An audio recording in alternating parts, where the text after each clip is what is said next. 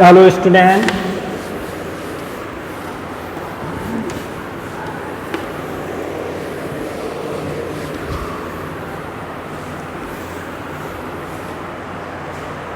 कक्षा 11 में आपका बहुत बहुत स्वागत है। कक्षा 11 बायोलॉजी।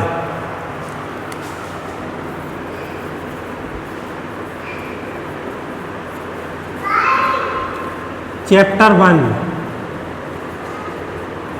ठीक, आज से आपके कक्षा 11 के बायोलॉजी के वीडियो डलना स्टार्ट हो जाएगा।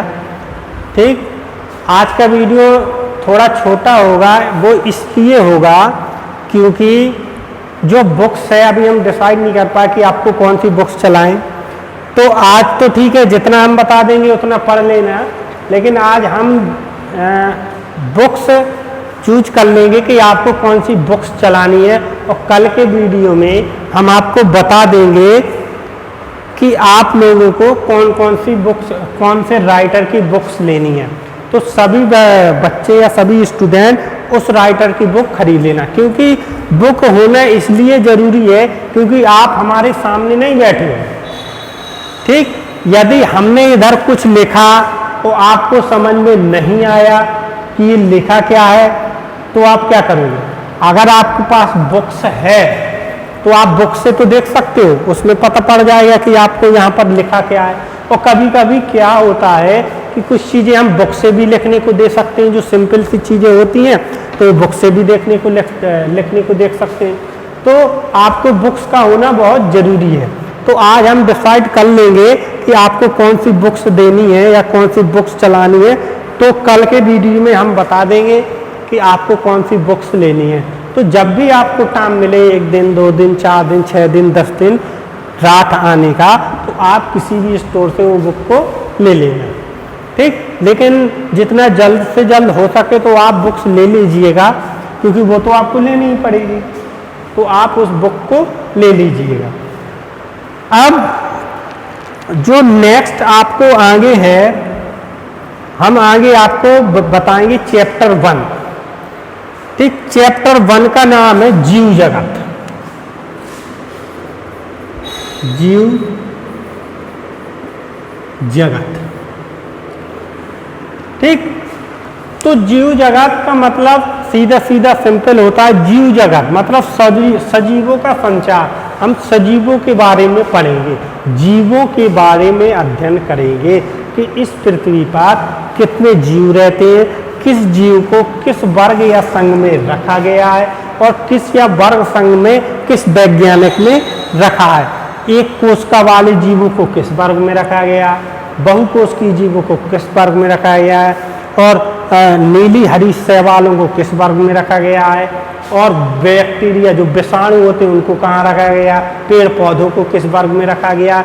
तो देखो सभी का क्रमवार अध्ययन करेंगे जीव जगत में। तो इसकी जो पहली हेडिंग है, आपको पहली हेडिंग है जीव विज्ञान।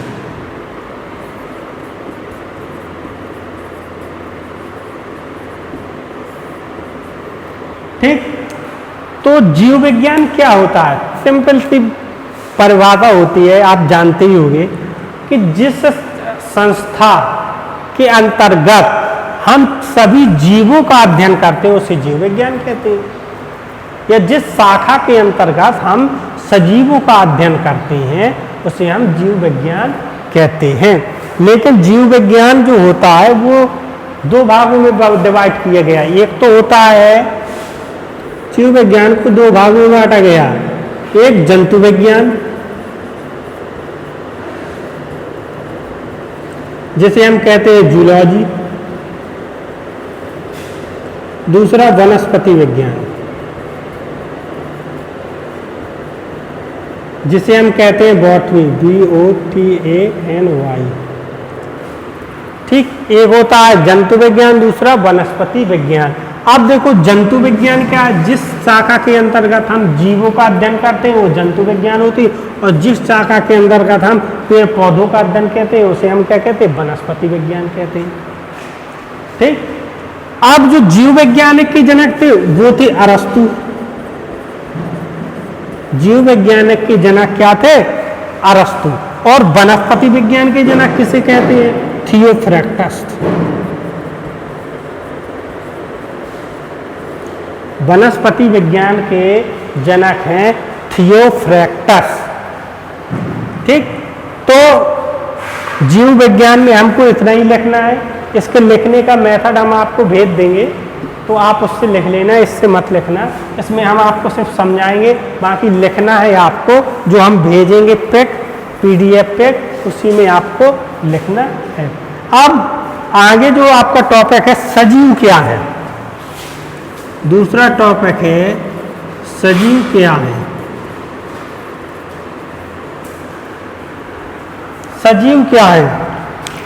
देखो, अगर हम आपसे पूछ दे कि सजीव क्या है, तो आपका सिंपल सा जवाब होगा जो सांस लेते हैं, चलते फिरते हैं, घूमते फिरते हैं, वो सभी क्या है? सजीव होते हैं। ठीक, लेकिन इसके अलावा कुछ सजीव ऐसे होते हैं जो चलते फिरते नहीं हैं। ठीक, अब चलते फिरते नहीं है, ऐसे कौन से सजीव होते हैं? भाई पेड़ पौधे होते हैं, सजीव भी होते हैं, लेकिन वो चलते फिरते नहीं है। ठीक, तो परिभाषा ऐसी होनी चाहिए जो हर एंगल पर फिट बैठे। ठीक, तो इसकी परिभाषा होती है ऐसे जीव जिनमें 100 प्रतिकृति का मतलब होता है अपने समान संतान उत्पन्न करने की क्षमता। अपने समान संतान उत्पन्न करने की क्षमता, मतलब जो सजीव होते हैं वो 100 प्रतिकृति उत्पन्न करते हैं, मतलब अपने समान संतान उत्पन्न करते हैं। इसके बाद है नियमनकारी, मतलब उनके शरीर की सभी प्रक्रियाएं एक नियम से चलती हैं। नियमनकारी, विकासशील का मतलब होता है उनका विकास एक निश्चित सीमा तक होता है, उस सीमा के बाद उनका विकास रुक जाता है। विकासशील और क्रियाशील तंत्र, उनके जो तंत्र होते हैं वो क्रियाशील रहते हैं। ऐसे जीवों को हम सजीव कहते हैं। ठीक, 100 प्रतिकृति, विकासशील, नियमनकारी और क्रियाशील तंत्र, ऐसे जैसे जीव में ऐसे तंत्र हुए उन्हें हम क्या कहेंगे? सजीव कहेंगे। ठीक, तो सिंपल सी डेफिनेशन है। अगर आपसे कोई पूछे सजीव क्या है, तो आप ये नहीं बताएंगे कि चलते फिरते हैं, सांस लेते हैं, वो सजीव कहलाते हैं। 100 वे जीव जो 100 प्रतिकृति, नियमनकारी, विकासशील और क्रियाशील तंत्र होता है, उन्हें हम सजीव कहते हैं। ठीक, तो सजीव में आपको इतना लिखना है। अब जो नेक्स्ट कहेंगे जीवधारियों के लक्षण। जीवधारियों के लक्षण। ठीक, तो जीवधारी जो होते हैं उनके लक्षण क्या होते हैं? ठीक, तो जीवधारियों के कुछ विशेष लक्षण होते हैं और कुछ लक्षण विशेष नहीं होते हैं। तो किन लक्षणों को हम विशेष कहें? जो लक्षण केवल सजीवों में ही पाए जाते हैं, नमस्ते, उनको ही हम विशेष लक्षण कहेंगे। और जो लक्षण सजीव के साथ साथ निर्जीवों में भी पाए जाते हैं वो विशेष लक्षण नहीं होते, क्योंकि वो दोनों में पाए जाते हैं। तो वो लक्षण जो केवल सजीवों में ही पाए जाते हैं उन्हें हम विशेष लक्षण कहते हैं। जैसे पहला लक्षण अगर हम लेते हैं वृद्धि, पहला लक्षण है वृद्धि। तो जैसे हम आपसे पूछे कि वृद्धि, ग्रोथ, सजीवों का विशिष्ट लक्षण है कि नहीं है, तो आप में से काफी बच्चे यही कहेंगे कि वृद्धि सजीवों का विशिष्ट लक्षण है, क्योंकि वृद्धि सब सजीवों में ही तो होती है। भाई निर्जीव जीव में वृद्धि थोड़ी होती है, बढ़ती थोड़ी है। लेकिन आप गलत हैं, क्योंकि वृद्धि निर्जीवों में भी वृद्धि होती है। अब वो कैसे होती है वो हम आपको बताएंगे। जैसे सजीवों में तो वृद्धि होती है, ये तो हमने मान लिया, लेकिन निर्जीवों में कैसे वृद्धि होती है?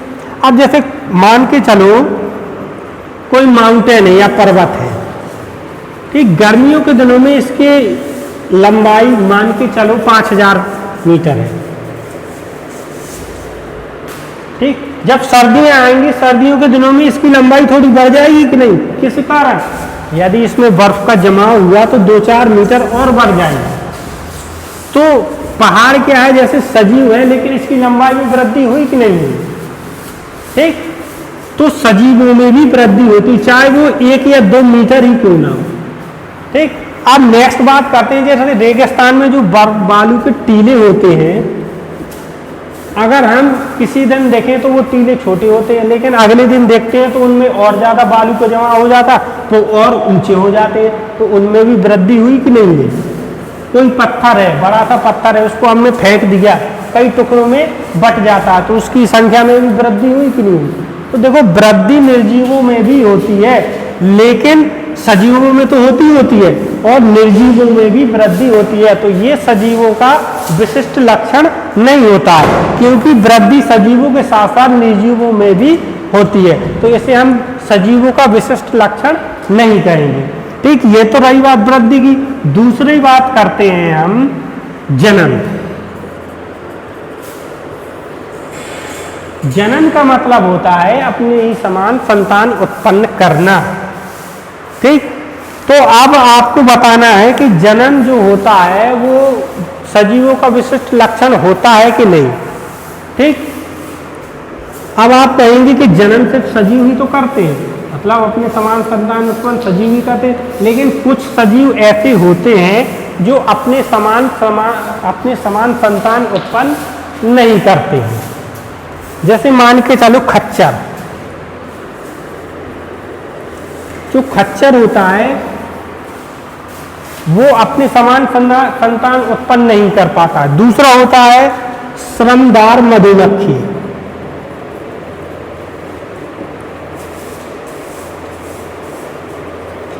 ठीक।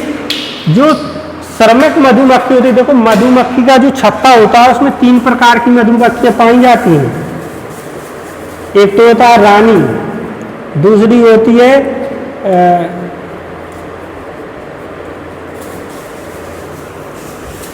श्रमदार मधुमक्खी,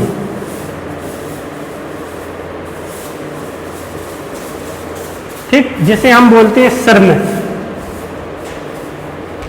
तीसरा होता है ड्रोन। मतलब मधुमक्खी के छत्ते में 3 प्रकार के ग्रुप पाए जाते हैं मधुमक्खी की। एक रानी होती है, रानी केवल एक ही होती है, दूसरे होते हैं श्रमिक, और तीसरे होते हैं ड्रोन। जो मधुमक्खी में जो हमला करती है, इंसानों के ऊपर हमला करती है, उनमें रानी मधुमक्खी हमला नहीं करती, ना ही श्रमिक मधुमक्खी हमला करती। जो ड्रोन होते हैं ये सेनापति कहे जाते हैं, और जो छत्ते की रक्षा करते हैं यही मधुमक्खियां हम पर हमला करती हैं। और जो श्रमिक मधुमक्खियां होती हैं वो जनन करने के योग्य नहीं होती, इनमें जनन नहीं होता है। जनन सिर्फ 2 प्रकार की मधुमक्खियां करती हैं, एक तो रानी, दूसरा ड्रोन। ड्रोन क्या होता है, ये मेल होता है, रानी होती है फीमेल। ये दोनों ही जनन करते हैं। बाकी जो श्रमिक मधुमक्खी होती है ये छत्ते के मेंटेनेंस का कार्य करती है, उसकी देखभाल करती है और छत्ता बनाने का कार्य करती है। तो जो श्रमिक मधुमक्खियां होती हैं ये जनन नहीं करती हैं, ठीक। तो अगर हम इस बात को देखें तो ये जो जनन होता है, जनन भी सजीवों का विशिष्ट लक्षण नहीं है, क्योंकि कुछ सजीव ऐसे होते हैं जो जनन नहीं करते हैं या अपने समान संतान उत्पन्न नहीं कर पाते हैं। तो ये भी क्या होता है, सजीवों का विशिष्ट लक्षण नहीं है। दूसरा होता है अनुर्वर मानव। अनुर्वर मानव सिंपल सा बात होती है, जैसे कुछ दंपति ऐसे होते हैं जो बच्चे पैदा करने के योग्य नहीं होते हैं, या उनका जो दाम्पत्य जीवन होता है वो बच्चे पैदा नहीं होते उनसे, ठीक। आपके आसपास भी बहुत से लोग ऐसे होंगे जिनकी शादी होने के बाद भी उनको बच्चे पैदा नहीं होते, तो वो भी इस श्रेणी के अंतर्गत आते हैं कि कुछ सजीव जनन नहीं करते, ठीक। तो ये भी सजीवों का विशिष्ट लक्षण नहीं है। अगली बात करते हैं हम, जनन के बाद है उपापचय।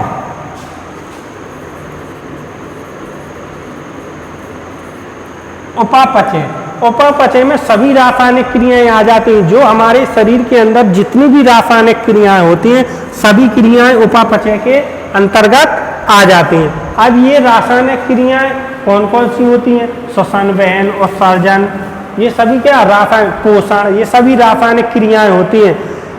तो सभी सजीवों में ये क्रियाएं होती हैं।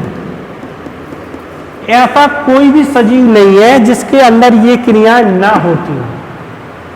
ठीक, तो जितनी भी रासायनिक क्रियाएं होती हैं सभी को उपापचय कहते हैं, और उपापचय की क्रियाएं सभी सजीवों के अंदर होती हैं। हालांकि पेड़ पौधों के अंदर भी होती हैं। पेड़ पौधे क्या होते हैं? सजीव होते हैं। तो पेड़ पौधों के अंदर भी उपापचय की क्रियाएं होती हैं। प्रकाश संश्लेषण का होना, एक्स्ट्रा पानी का उत्सर्जन करना, ग्लूकोज का निर्माण करना, ये सब पेड़ पौधों में भी होता है। तो उपापचय जो होता है ये सजीवों का विशिष्ट लक्षण होता है, क्योंकि ये सिर्फ सजीवों में ही पाया जाता है। अब इसके आगे नेक्स्ट बात करते हैं संवेदनशीलता। चौथा, संवेदनशीलता। संवेदनशीलता क्या होती है? कितने मिनट का हो गया? संवेदनशीलता क्या होती है? हमारा शरीर संवेदनशील होता है। ठंडा, जैसे कोई ठंड, ऐसा निकल गो है, हाँ पता ही नहीं। ठीक, संवेदनशीलता मतलब होता है हमारा शरीर संवेदनशील होता है। वह ताप, ठंड, ऊष्मा सभी को क्या करता है? ग्रहण करता है। यदि हमारे स्किन पर ठंडी चीज कोई लग जाती है हमको मालूम चल जाता है। ठीक, गर्म चीज लग जाती है, सर्दी गर्मी का एहसास होता है, दर्द का एहसास होता है। ठीक, तो ये सभी संवेदनाएं सिर्फ सजीवों में ही होती हैं। ठीक, सिर्फ सजीवों का शरीर ही संवेदनशील होता है, इसलिए इसको सजीवों का विशिष्ट लक्षण कहेंगे। तो उपापचय और संवेदनशीलता ये दोनों क्या सजीवों के विशिष्ट लक्षण होते हैं। अब आता है श्वसन। श्वसन, नेक्स्ट बात करेंगे हम श्वसन की।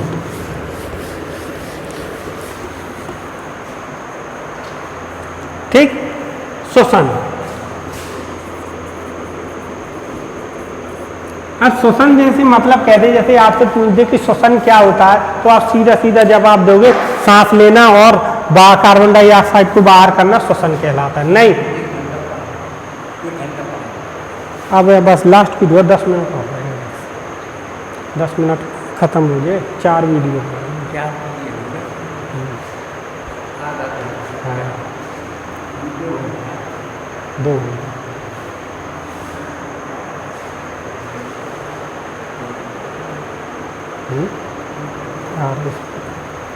बता हम समझा रहे तो जो हाँ हाँ वो रख सकते, बुक्स हो, किताब हो, नहीं देख तो जो तुम्हारा जैसे जो मैटर है वो रख लो, देख तो जाना। ठीक, तो श्वसन क्या होता है कि सांस लेना और बाहर करना ही श्वसन नहीं होता है। ठीक, अब हम आपको बताएंगे श्वसन क्या होता है। ठीक, तो श्वसन होता है कि देखो जब हमारा भोजन पचता है तो उसमें सबसे छोटा जो अणु होता है वो ग्लूकोज का सबसे छोटा अणु प्राप्त होता है हमको, ग्लूकोज। अब भोजन पचने में क्या सहायक होता है? जैसे हमने भोजन किया, आमाशय में गया। ठीक, तो जब हम सांस लेते हैं, कार्बन डाइऑक्साइड लेते हैं और वो ऑक्सीजन लेते हैं, कार्बन डाइऑक्साइड बाहर करते हैं, तो इस श्वसन का उपयोग हमारे भोजन के पाचन में होता है। श्वसन प्रक्रिया के दौरान ही भोजन जटिल कार्बनिक अणुओं को सरल कार्बनिक अणुओं में बदलता है। जब ये भोजन पच के छोटी आंत में पहुंचता है तो छोटी आंत में क्या होता है कि जो सबसे छोटा मॉलिक्यूल, सबसे छोटा अणु होता है वो छोटी आंत में क्या होता है? C6H12O6, मतलब ग्लूकोज का। ग्लूकोज का सबसे छोटा अणु कहाँ पर बनता है? छोटी आंत में। छोटी आंत में जब भोजन का संपूर्ण पाचन होता है तो हमको ग्लूकोज के रूप में एनर्जी मिलती है। हम हाथ को हिलाते हैं, किसी भी कोई भी वर्क करते हैं, उसके लिए हमें ऊर्जा की आवश्यकता होती है, और ऊर्जा हमको कहाँ से प्राप्त होगी? ग्लूकोज से प्राप्त होगी। शरीर के किसी भी अंग से हम कार्य करते हैं या कार्य लेते हैं तो उसको ऊर्जा कहाँ से प्राप्त होगी? ग्लूकोज से ऊर्जा प्राप्त होगी। और ये ग्लूकोज कब ऊर्जा प्रदान करेगा? जब ये ग्लूकोज हमारे ब्लड में मिक्स होगा। तो जब ये ग्लूकोज आंत के द्वारा, छोटी आंत से हमारे ब्लड में मिक्स होगा तो ये रुधिर पूरे शरीर में भ्रमण करता है। ये तो आप जानते ही हैं कि रुधिर पूरे शरीर में भ्रमण करता है। जब पूरे शरीर में भ्रमण करेगा तो ये पूरे शरीर को ग्लूकोज की पूर्ति करेगा और साथ ही साथ ऑक्सीजन की पूर्ति भी होना आवश्यक है। वो कहाँ से? श्वसन से प्राप्त होती है। जब ऑक्सीजन हम श्वसन के द्वारा अंदर लेंगे, ये फेफड़ों में भर जाएगी तो फेफड़ों में कूपकाएं होती हैं, टेढ़ी-मेढ़ी। तो इन कूपकाओं का संपर्क होता है रुधिर वाहिनियों से, जिनसे रुधिर जाता है। तो इन्हीं कूपकाओं के द्वारा रुधिर वाहिनियों में रुधिर से मिलती है क्या? Oxygen, O2। तो यहाँ पर जो 6O2 होता है, 6O2 ऑक्सीजन के 6 अणु, मतलब जो कूपकाएं होती हैं हमारे फेफड़ों के अंदर, जब हम सांस लेते हैं तो इन्हीं कूपकाओं से, फेफड़ों के द्वारा इन्हीं कूपकाओं से रुधिर में ऑक्सीजन मिलती है। अब क्या होता है? यहाँ से रुधिर क्या होता है? ऑक्सीजन युक्त हो जाता है, फेफड़ों से ऑक्सीजन युक्त हो जाता है। फिर वो रुधिर वापस आता है हृदय में और हृदय से सभी शरीर में डिस्ट्रीब्यूट होता है। और आंत से क्या? ग्लूकोज हमारी छोटी आंत से पहले से ही ब्लड में मिल चुका है। ठीक, जब ये पहले से ही ब्लड में मिल चुका है तो दो चीजों की आवश्यकता तो होता ही है, रक्त में ग्लूकोज की और ऑक्सीजन की, तभी तो प्योर होता है, शुद्ध होता है। इन दोनों की कमी नहीं होनी चाहिए। बाकी किसी चीज की कमी होती तो वो सॉल्व हो जाती। तो ये मुख्य रूप से होनी चाहिए। और जब वो रुधिर पूरे शरीर में भ्रमण कर लेता है तो अशुद्ध हो जाता है, उसमें CO2 मिल जाती है, CO2 प्लस जो अशुद्ध रुधिर बचता है उसमें CO2 मिलती है प्लस H2O, कुछ पानी बचता है 6 CO2 6 H2O, 6 H2 नहीं 12 H2O प्लस कुछ कैलोरी 673 किलो कैलोरी ऊर्जा प्राप्त होती है। ठीक, तो ये प्रोसेस होती है। मतलब क्या होता है? ग्लूकोज, छोटी आंत से ग्लूकोज मिलता है ब्लड में, ऑक्सीजन फेफड़ों से मिलता है। अब ये ग्लूकोज युक्त और ऑक्सीजन युक्त रुधिर हो गया। अभी पूरे शरीर में रुधिर भ्रमण करता है। भ्रमण के बाद जो CO2 होती है शरीर के ब्लड में और भी गैसें होती हैं, वो CO2 के माध्यम से बाहर निकाल दी जाती है। बचता क्या है? जल बचेगा और 673 किलो कैलोरी ऊर्जा हमको प्राप्त होगी। और ये किलो कैलोरी ऊर्जा हमारे शरीर के आवागमन या कार्य में खर्च होती है। जब ये पूरी ऊर्जा खत्म हो जाएगी, नेक्स्ट हम भोजन जो यूज करेंगे उससे ग्लूकोज की मात्रा एब्जॉर्ब करेगा और फिर से ब्लड में मिलाएगा। 673 किलो कैलोरी ऊर्जा काफ़ी टाइम के लिए ठीक होती है। काफ़ी टाइम हमको भोजन नहीं करना पड़ेगा। जब हमको कमजोरी महसूस होने लगती है, समझ लो हमारी ऊर्जा खत्म हो गई और ये क्या किलो कैलोरी ऊर्जा, ये 673 होती है, ये कम होती चली जाती है और हमको थकावट होती। दोबारा हम भोजन करते हैं, हमारा शरीर फिर एक्टिव हो जाता है, तो ये ऊर्जा क्या से वापस से बन जाती है। तो श्वसन का मतलब से सांस लेना नहीं होता है। श्वसन से क्या होता है? ग्लूकोज का निर्माण होता है। हमारे शरीर में ऑक्सीजन मिलती है हमारे ब्लड में, जो हमारे एक्टिविटी या क्रियाओं के लिए आवश्यक होती है। हाथ हिलाते हैं, पाँव हिलाते हैं, कुछ भी करते हैं, वर्क करते हैं, काम करते हैं, उसके लिए श्वसन का होना बहुत जरूरी है। अकेला सांस लेना और बाहर करना ही नहीं होता है। ठीक, श्वसन बहुत ही जटिल प्रक्रिया होती है। ठीक, तो वीडियो काफ़ी लंबा हो गया है, 4 वीडियो बनाने पड़ते हैं, हमारे फ़ोन की मेमोरी भर जाती है। ठीक, तो इस वीडियो में इतना ही। बाकी इसके लिखने के लिए हम पिक भेज देंगे, तो उससे आप लिख सकते हो, लिख लेना।